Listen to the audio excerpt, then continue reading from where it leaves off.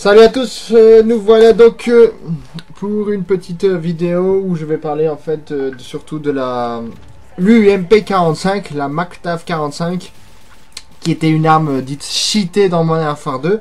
On va voir comment elle se débrouille dans ce Infinity Warfare.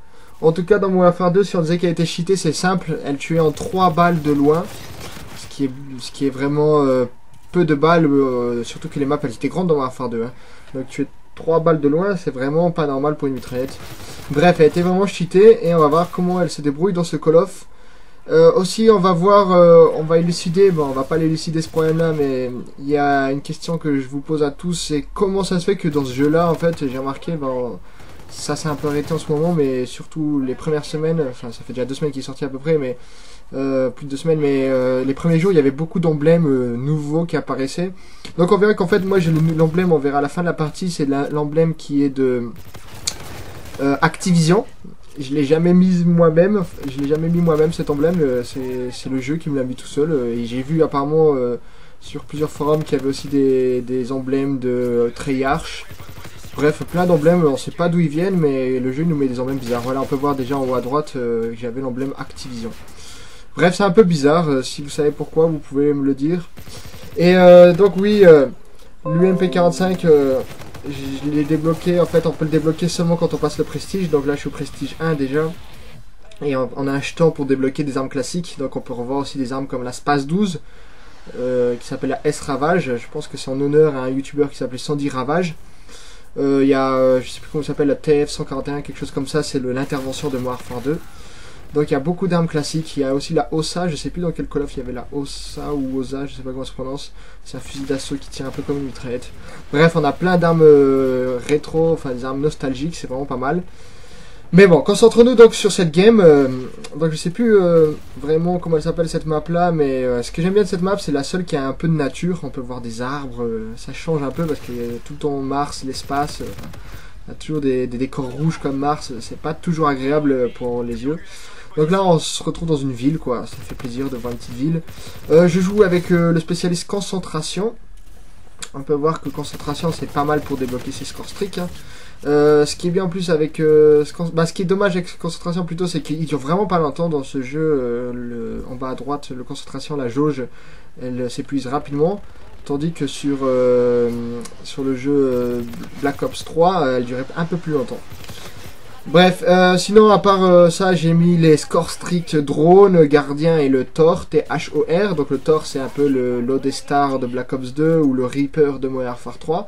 Donc je vais le débloquer dans la partie et vous allez voir qu'il fait beaucoup de massacres, surtout dans ce genre de map qui est souvent à ciel ouvert. Même s'il y a quand même beaucoup de maisons. Et sinon mes atouts, je crois que j'avais peut-être mis détermination, je sais plus si j'avais mis détermination. Je sais plus vraiment les atouts que j'avais fait parce que je les change tout le temps les atouts. Je trouve qu'ils sont pas super cette année les atouts. Il y en a pas un atout que waouh, celui-là il est vraiment bien. Bon après c'est mieux comme ça nous rend tous égaux quoi. Mais parce qu'il y a certains atouts qui étaient un peu abusés, genre dans Modern Warfare 2, dégâts explosifs là, qui permettaient que les dégâts explosifs soient beaucoup plus puissants, c'était un peu abusé.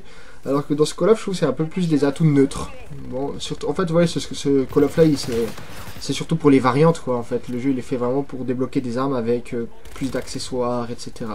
Donc c'est pour ça qu'ils n'ont pas pu faire heureusement des atouts cheatés, parce qu'on a déjà les variantes, c'est déjà bien. Voilà, donc là, j'ai débloqué le Thor. On voit que je suis mort quand même plein de fois dans cette partie, hein. C'est pas non plus un massacre que je fais, quand même un petit peu, mais je meurs beaucoup de fois, les ennemis étaient assez coriaces. Mais j'ai remarqué que plus on avance dans les Call of et plus tout le monde est vraiment entraîné, bah, c'est mieux comme ça, il y a plus d'équilibre. Voilà, donc là le Thor il est débloqué et on voit qu'il tire 5 missiles. Donc au début, la première fois que je l'avais débloqué, je trouvais qu'il était mauvais parce qu'il faut vraiment être précis. Il faut toujours être de plus en plus précis. Le Lodestar par exemple dans Black Ops 2, il fallait pas être trop précis. Dans celui-là, il faut quand même savoir un minimum le dompter. Bon, je dis pas non plus que ça a toujours été compliqué, mais ouais. Ce qui est bien, c'est que quand l'ennemi apparaît, comme dans Modern Warfare 3, bah, je crois que depuis longtemps les Call of font ça, dès qu'ils apparaissent, ils meurent pas tout de suite. Hein. Si je leur tire un missile dessus et qu'ils apparaissent, ils vont pas mourir tout de suite. On peut voir donc il y a des boutons qu'on peut mettre. Bon, je suis sur Xbox One. Il y a vision thermique, bon ça sert un peu à rien, je préfère le voir en bleu. Il y a propulseur à gauche. Je crois que propulseur, hein, c'est pour changer la position plus rapidement du Thor. Pour que s'il y a un angle mort, bah, je le maintiens ce bouton propulseur et ainsi Je peux l'avancer un peu plus hein, pour qu'il change de position. Et l'autre bouton qu'on voyait en à droite, c'était pour tirer des missiles différents en fait. Soit on peut en tirer 5 comme je faisais maintenant, soit on pouvait tirer un missile à la fois.